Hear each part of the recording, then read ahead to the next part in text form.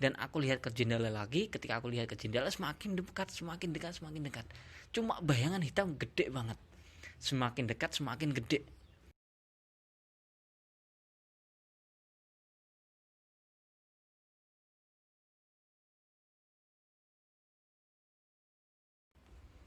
Halo sahabat YouTube, ketemu lagi sama aku Safik M Ridho.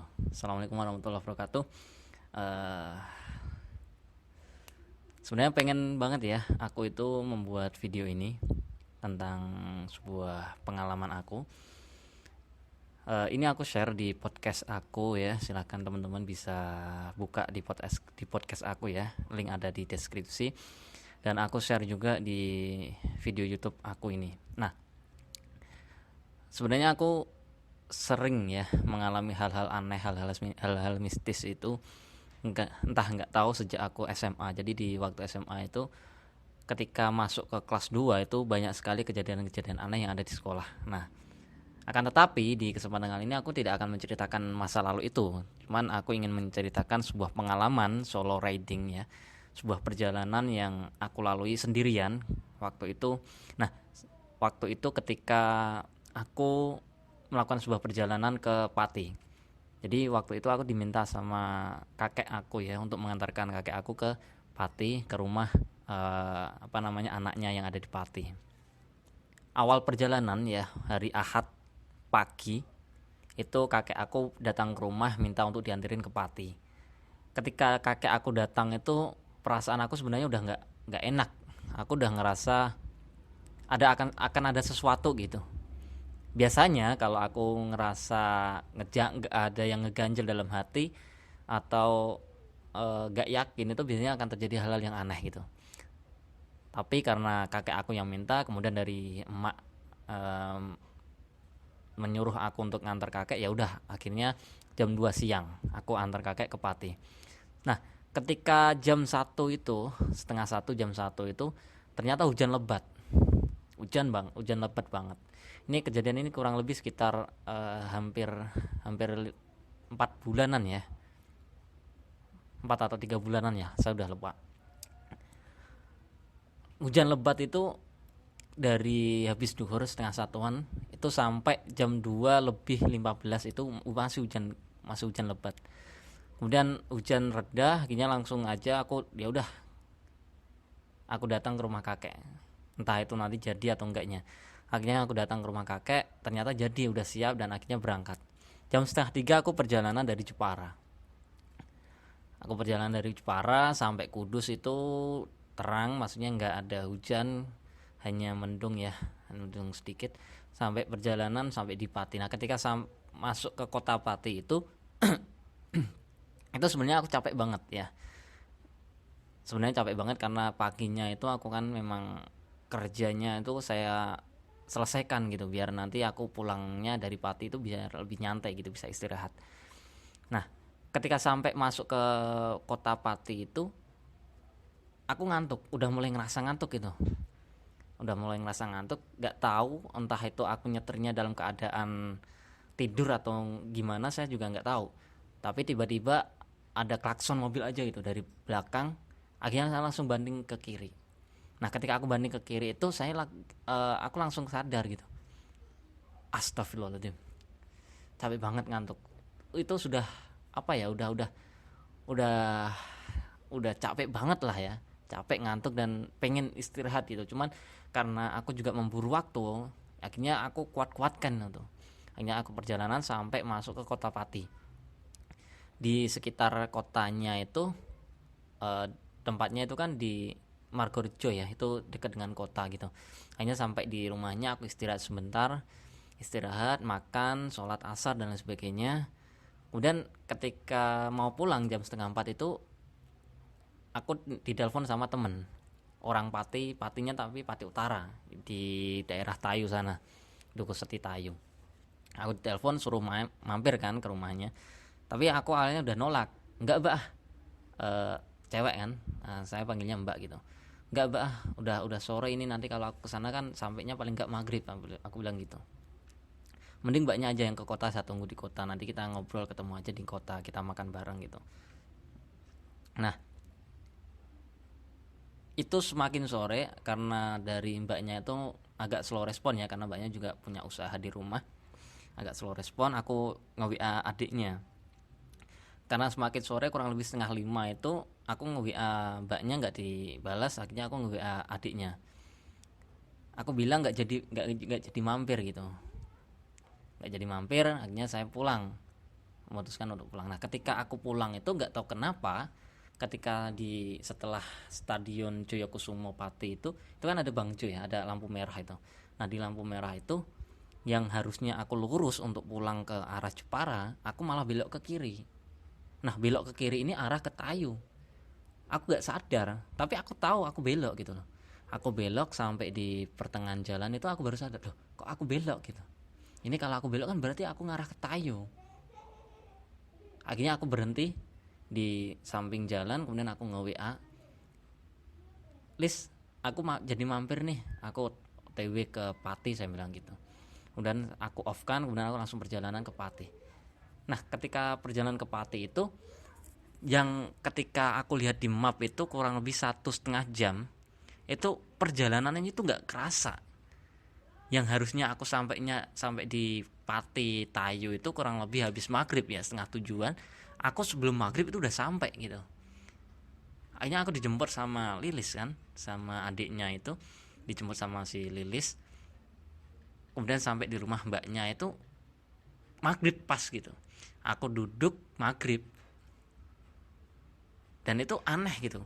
Perjalanan yang harus aku tempuh kurang lebih 1 sampai 1,5 jam, yang harusnya aku sampai di situ itu habis maghrib atau setengah tujuan lah gitu.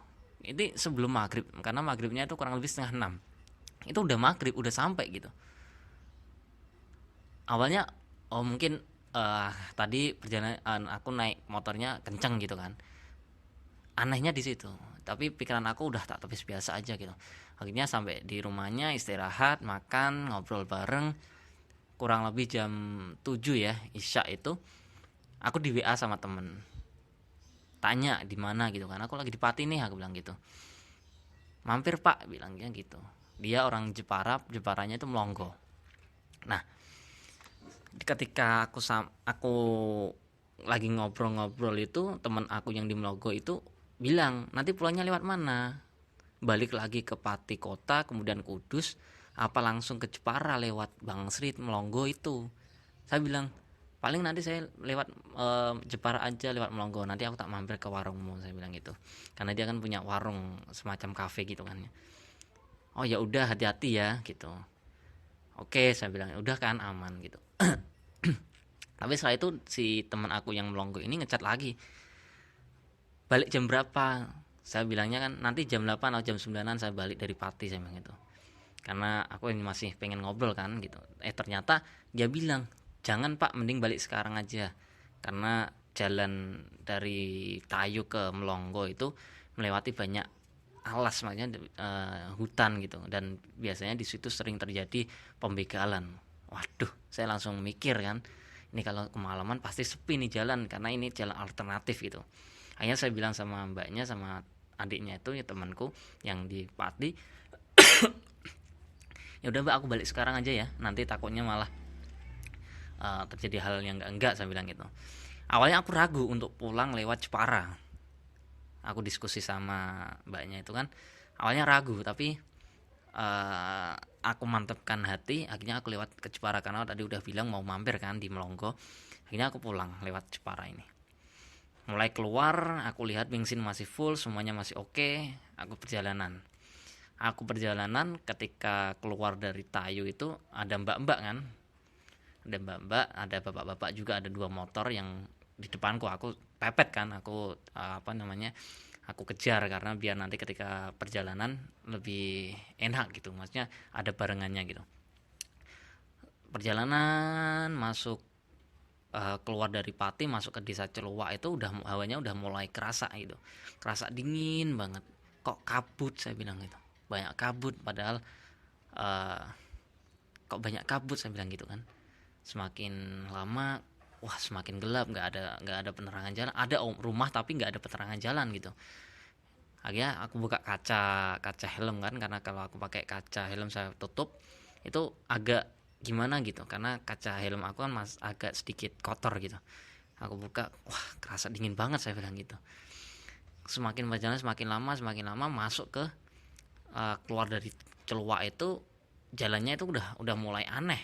Maksudnya jalannya itu udah mulai turun naik, tikungan tajam dan sebagainya, itu aku lewati. Dan si mbaknya tadi itu tiba-tiba ngilang gitu. Maksudnya entah aku sadar atau enggak, mbaknya itu apakah cepat atau dia belok atau kemana, saya enggak tahu. Tiba-tiba di depan aku kosong aja gitu, kosong kosong kosong, nggak ada mobil, nggak ada motor, wah gelap banget.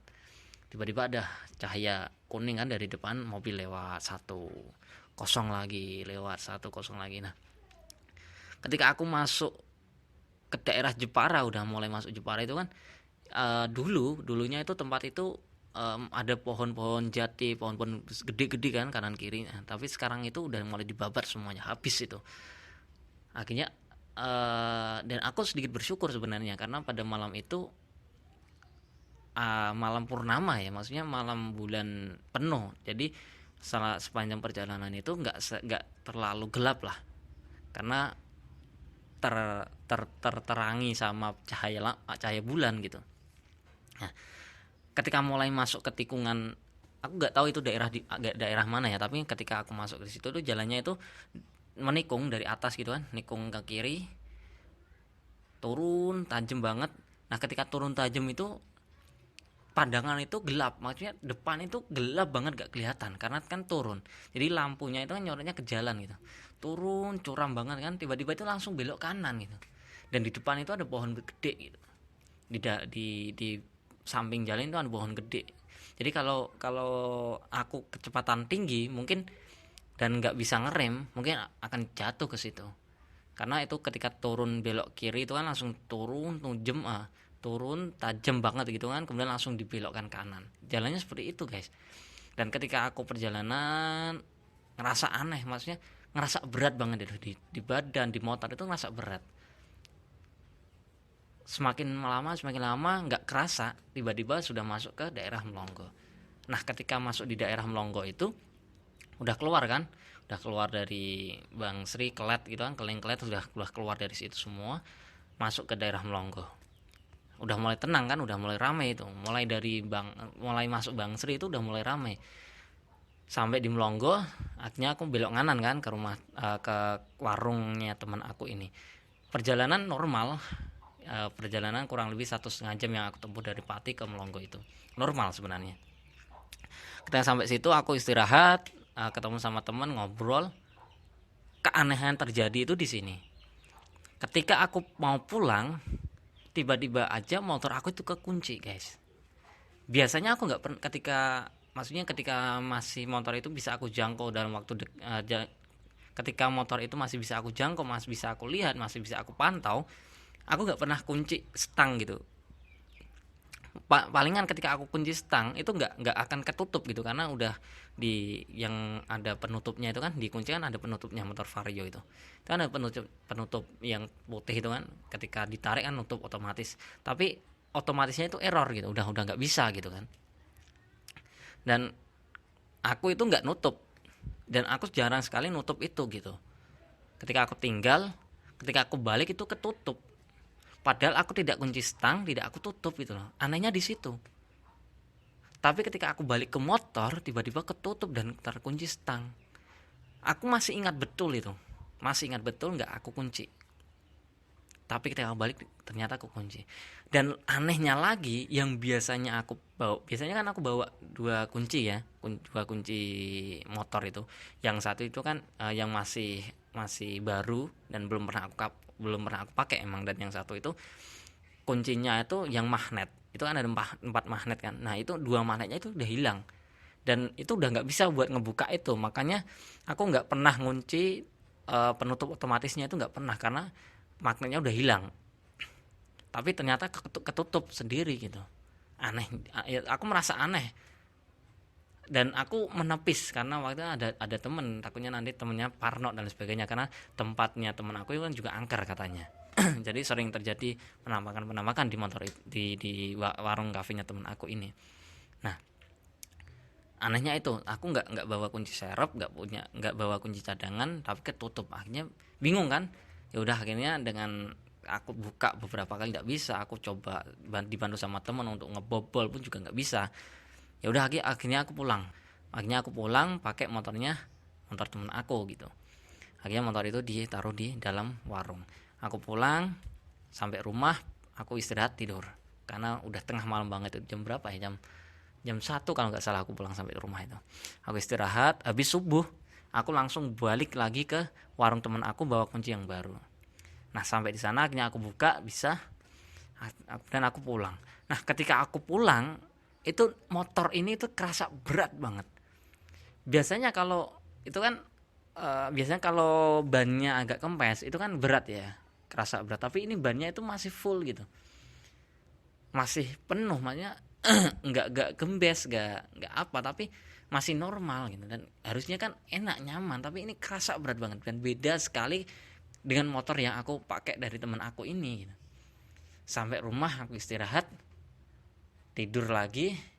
Nah ketika tidur itu aku mimpinya itu aku datang ke rumah teman aku istirahat nginap di rumah teman aku. Ketika aku tidur di rumah teman aku itu aku lihat ke kaca. Ketika tidur kemudian aku bangun kan, aku ngeliat kaca dan ternyata itu di samping rumahnya itu akan ada pohon pisang ya, gede banget itu. Dan aku melihat ada, aduh merinding guys. Nah ketika aku lihat ke kaca itu aku melihat ada sosok hitam gede banget gitu. Semakin aku lihat semakin mendekat, semakin mendekat, semakin mendekat. Nah aku bangunkan teman aku kan, bangun bangun, kamu lihat itu enggak?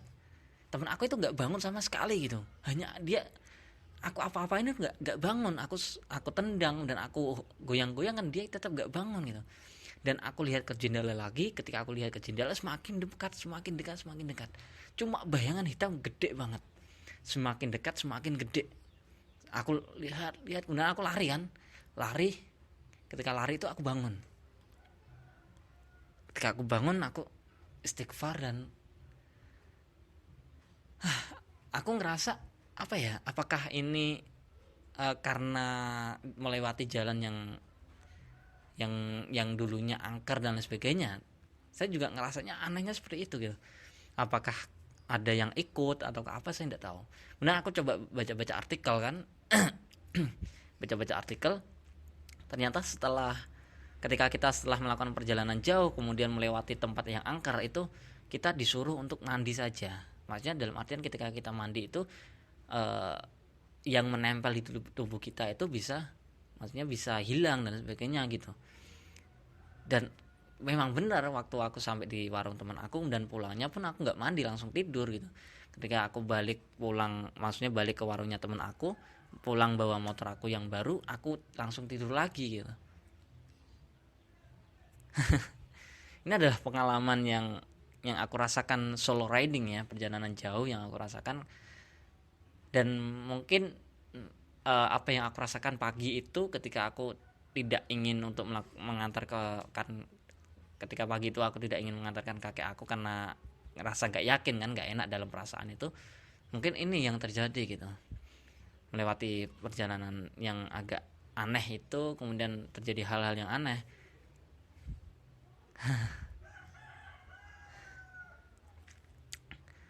Tapi ya ini sebagai pelajaran aku lah ya, karena terutama ketika aku melakukan perjalanan jauh pun ketika sampai rumah ya mandi kemudian wudhu dan sebagainya, karena mungkin aku lupa dengan hal itu semuanya. Ini bisa jadi pelajaran buat aku dan buat teman-teman semuanya yang menyaksikan video ini. Itu dulu yang dapat aku ceritakan ya, masih ada banyak sekali cerita-cerita yang ingin aku share ke teman-teman. Mudah-mudahan nanti ada video selanjutnya, nanti akan share sebuah video yang hampir sama, yang aku melakukan perjalanan dari Jepara ke Solo ke Jepara. Nanti akan aku share di video berikutnya. Terima kasih, sampai jumpa. Assalamualaikum warahmatullahi wabarakatuh.